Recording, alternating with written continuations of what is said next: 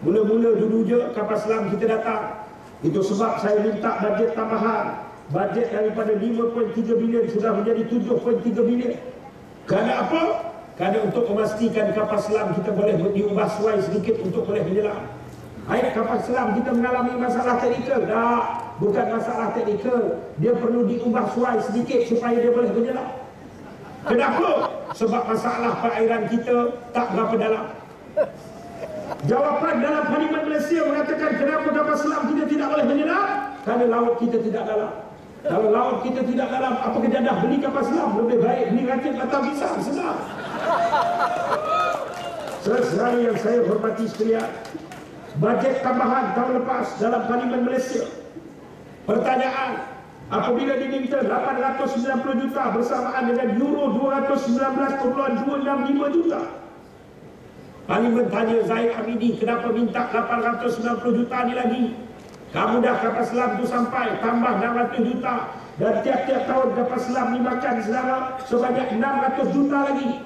Turun harga kereta tak boleh, negara bankrupt. Harga elektrik tak boleh, negara bankrupt. Pendidikan percuma tak boleh, negara bankrupt. Ketul besi yang kita beli ni bertedarah duit rakyat 600 juta tiap-tiap tahun. Bukan setahun, tiap-tiap tahun. Tahun lepas pula minta bajet tambahan 850 juta. Ahli Parlimen kita tanya Zahid Hamidi ni apa cerita? Zahid Hamidi pun bangun.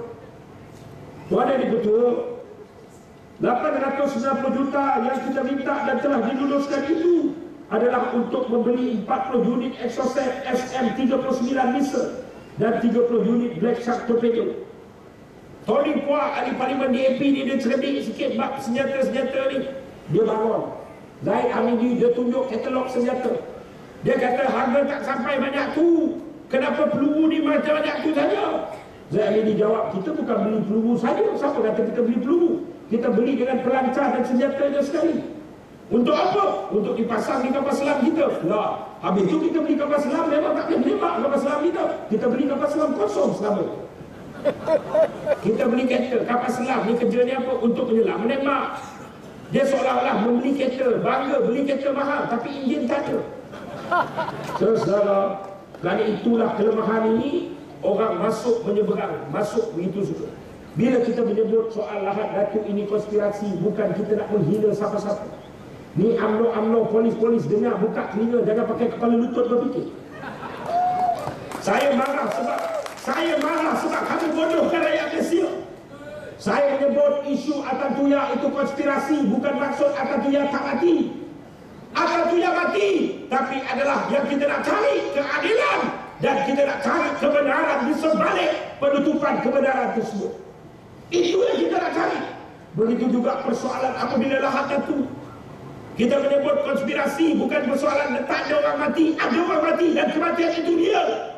Tetapi ia adalah kematian yang boleh dielakkan.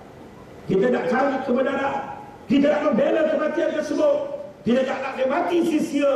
Kita nak dia mati sebagai wira yang diangkat dan yang bertanggungjawab terhadap kematian tersebut harus dihadapkan ke muka pengadilan. Sesuatu yang saya hormati sekalian, mula-mula sekali macam mana dia masuk bermacam kenduri dalam kampung itu. Dia duduk pula rumah siapa sekarang? Rumah ketua Coran UMNO Mabuk.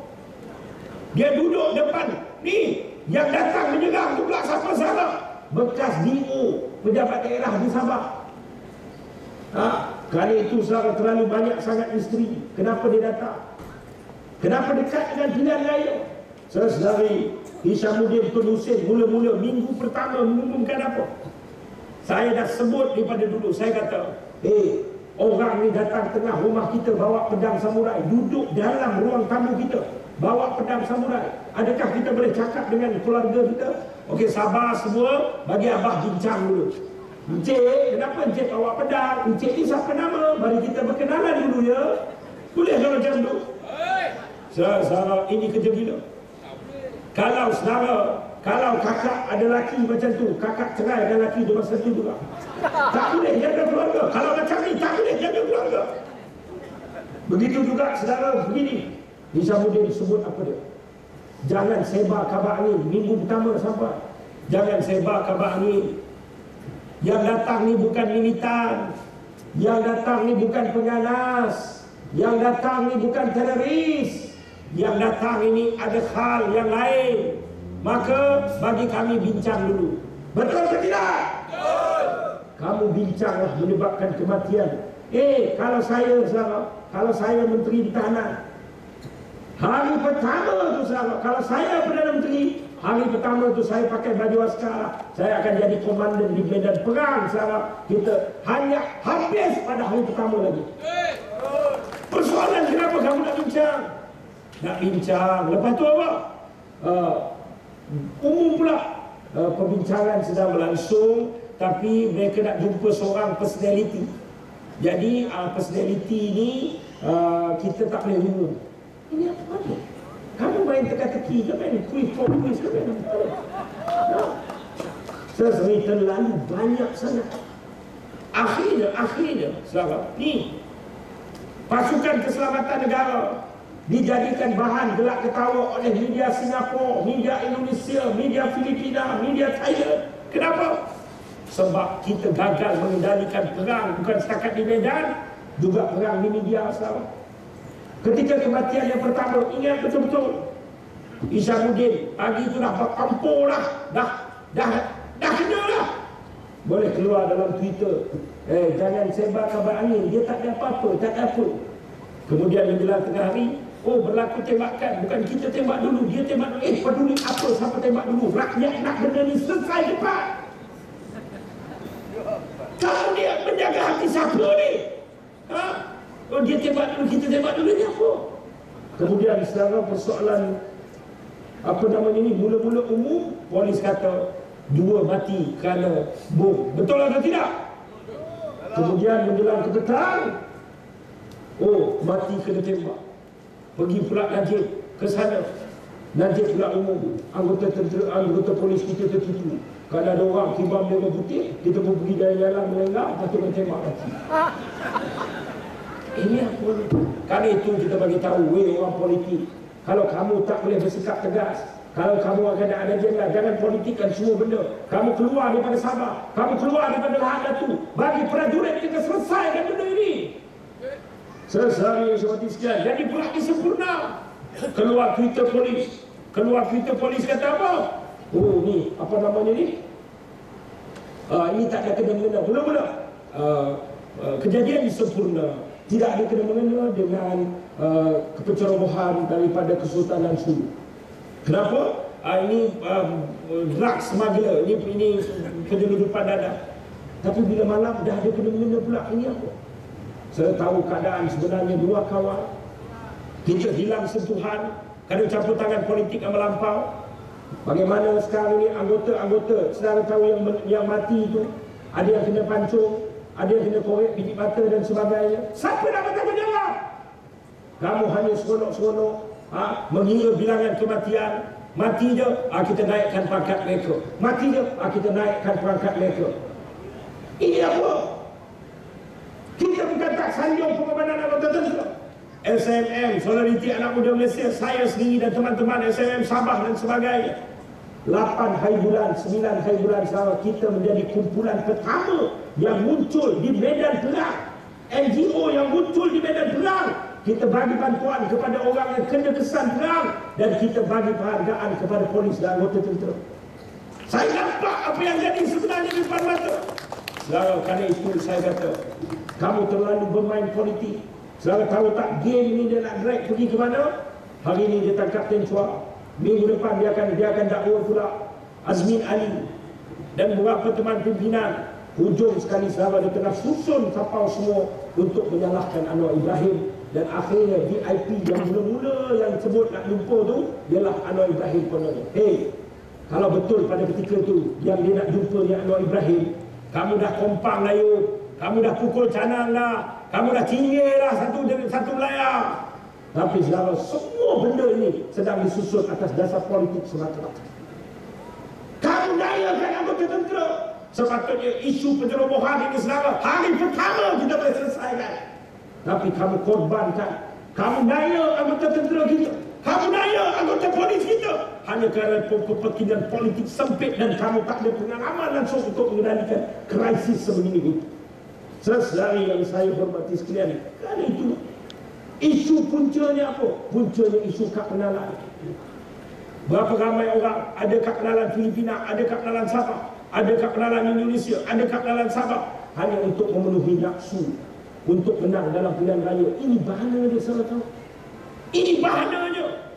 Kemudian, tak boleh sebenarnya. Hanya pula ini jenis mitos terlalu banyak lagi. Sebenarnya di Sabah dia banyak Kristian. Jadi kita kena bawa masuk orang Islam untuk balancekan Kristian supaya jaga Islam ni. Yang kamu bawa masuk ni, ini punca masalah sosial. Ini punca Islam lebih jahanam. Saudara tahu tak? Ini punca masalah yang tak selesai-selesai di Sabah. Kamu nak jaga Islam macam mana? Kalau kamu nak jaga Islam, kamu bagilah ni Toksyek besar ni di Nusantara, di pada Arab, warga negara, kamu bawa, kamu bina sekolah pondok besar-besar di sini, kamu jaga Islam. Bukan dengan cara kamu bawa sudut-sudut bumi untuk jaga Islam. Sesekali yang hormati sekalian, kerana itu dalam isu ini ramai yang terlalu berhati-hati. Tapi SNM semalam kita ambil pendirian, kita akan shift mood bertahan ini kepada dia menyerah. Kita akan serap mula daripada Islam ini. Kita bukan parti politik, kita tak nak tanding pilihan raya, kita nak lihat kerajaan ini tumbang dan rakyat jadi sulit. Mula daripada Islam ini, kami dah dapat kontak. Siapa dia? Pengarah JPN, Jabatan Pendaftaran Sabah, yang mengaku, yang dia saksi hidup, dialah yang pergi naik kapal terbang malam, pergi rumah Aziz Samsudin, Syusah UMNO, Syusah Mahathir bin Mohamad, Perdana Menteri pada ketika itu. Mesin buat kad pengenalan ni sekarang macam jadi mesin photostat. Bubuh rumah Syusah saja, Syusah Mahathir, buat kad pengenalan, buat balik tabur, buat balik tabur, buat balik tabur. Sekarang dia akan datang ke Kuala Lumpur. Ada 9 saksi hidup, termasuk saksi hidup daripada Lahad Datu. Kita akan tampilkan di Kuala Lumpur. Kita akan bawa dia pusing semenanjung selepas ini. Kita nak tengok UMNO nak kata apa dengan dia. Benda ni serius, saya tahu, benda ni serius. RCI di Sabah, ini yang Najib pergi jumpa. Najib masuk istana dia. Saya kata tak adalah, Najib takkan berani. Lebih-lebih pun ni, dalam ni pun Najib masih terdesak lagi. Sebab laporan Majlis Keselamatan Negara melaporkan apa?